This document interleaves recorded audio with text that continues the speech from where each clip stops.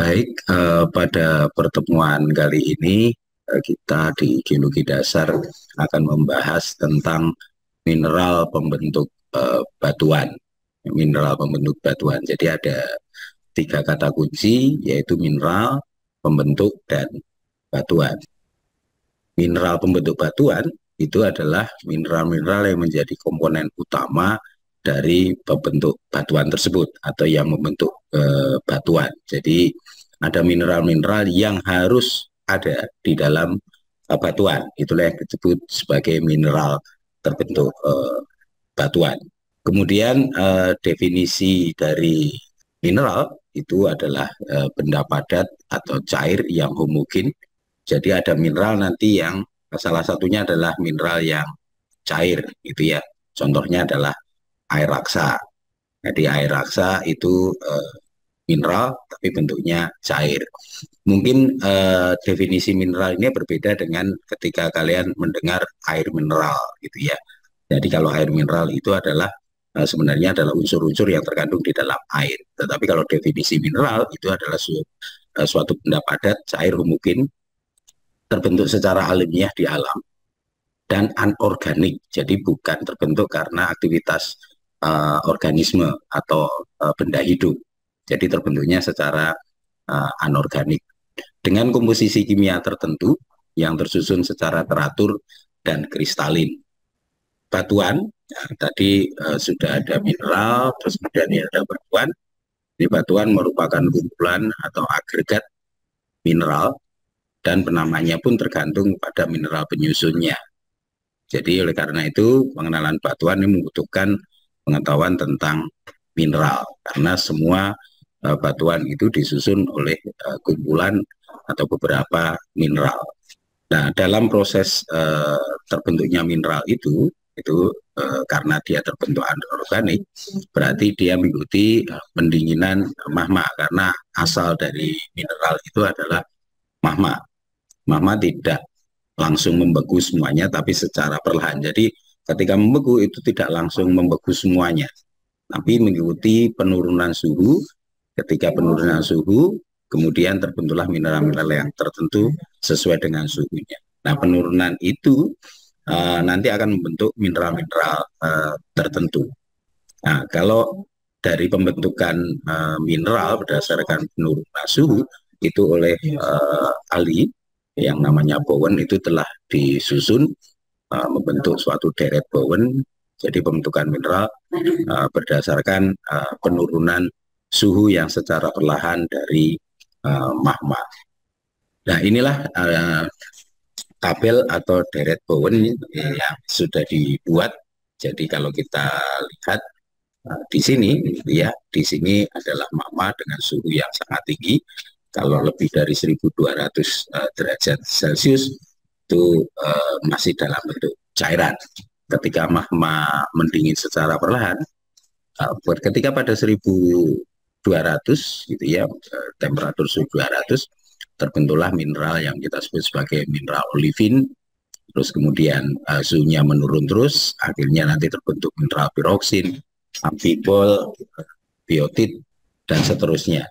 Demikian juga yang di sisi kanan ini akan terbentuk plagioklas, ya, plagioklas yang kaya akan kandungan Ca, dan ini kan di sini dengan suhu yang rendah itu kaya akan natriumnya. Jadi di sini di atas 1.200 itu masih dalam bentuk cairan semua. Nah, ketika membeku terbentuklah olivin, mineral-mineral olivin itu terbentuk mineral olivin dan cairan silikatnya. Nah, mineral yang terbentuk belakangan itu kita sebut sebagai mineral yang kuarsa namanya. Nah, kelompok-kelompok mineral ini nanti yang warnanya hijau tua dan hijau ini kelompok mineral-mineral yang kita sebut nanti adalah mineral melving. Sedangkan yang abu-abu dan pink ini itu adalah mineral-mineral yang felsic. Nah, di dalam batuan itu dikenal juga ada mineral utama, mineral tambahan, dan mineral sekunder. Mineral utama itu adalah mineral-mineral yang harus ada di dalam batuan. Ya, salah satunya dengan mengikuti deret Bowen tadi, olivin, piroksin, amfibol, biotit. plagioklas, terus kemudian muskovit, kemudian ortoklas, dan kuarsa. Jadi itulah yang ada di dalam batuan. Kemudian ada mineral tambahan. Jadi ada mineral-mineral yang menambah dalam batuan itu, tetapi kehadiran atau ketidakhadirannya itu tidak mempengaruhi nama. Nah, mineral sekunder ini mineral yang sudah terbentuk, kemudian berubah menjadi mineral yang lain. Mineral utama tadi saya sampaikan, mineral utama penyusun kerak bumi itu adalah mineral bentuk batuan atau kita sebut sebagai rock forming mineral. Ini ada terutama golongan-golongan silikat. Nah, tadi saya sampaikan warna-warna yang ada di hijau tua dan hijau muda itu kita sebut sebagai mineral yang mafic gitu ya, atau yang berwarna gelap.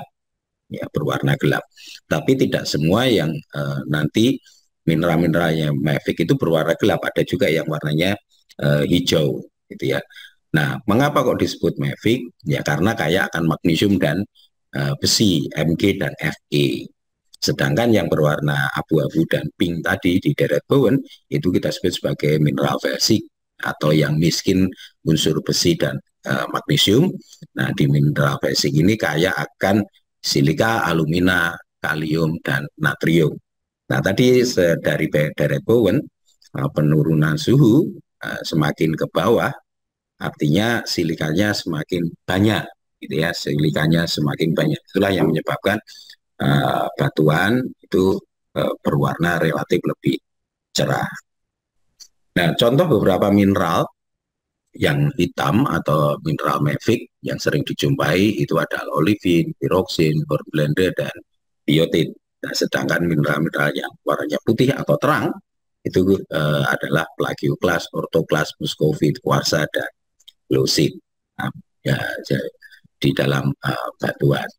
Kemudian adalah mineral-mineral tambahan. Jadi mineral tambahan adalah mineral yang terbentuk oleh kristalisasi magma sama, terbentuk pada kristalisasi magma, tetapi jumlahnya biasanya kurang dari 5%. Kehadiran atau ketidakhadirannya itu tidak memberikan nama. Yang memberikan nama adalah mineral utama tadi. Ya, memberikan nama itu mineral utama. Misalnya kalau misalnya batuan tebu itu kaya akan olivin, semua kaya akan olivin, kita sebut sebagai batuannya adalah dunit, ya, dunit. Nanti ada olivin, piroksin, dan ukurannya kasar-kasar, itu membentuk kelompok batuan yang kita sebut sebagai gabru. Kalau ukurannya halus, kita sebut sebagai basalt. Nah, sedangkan kalau misalnya batuannya kaya akan silika, kemudian alumina, ortoklas, muskovit, nah itu nanti akan membentuk kelompok batuan yang berwarna terang. Nah, biasanya dia kita sebut sebagai granit. Ini mineral-mineral tambahannya ada di batuan beku, ada zirkon, ada spen, ada magnetik, ada ilmenit, ada hematit, apatit, pirit, rutil, korundum, dan garnet. Nah, masing-masing ini jumlahnya di dalam batuan itu kurang dari 5%, sangat kecil. Ya, mungkin hanya 1%.